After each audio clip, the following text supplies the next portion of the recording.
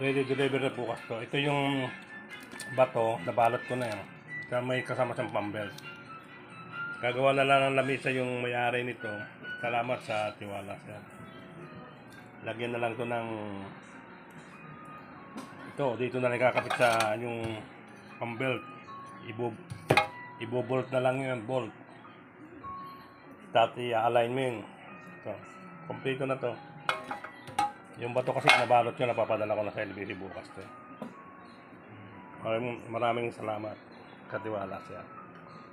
Pag nagawa ng lamisa yan, makina, maayos na alignment, pwede na mag-asa. Maraming salamat. Katiwala.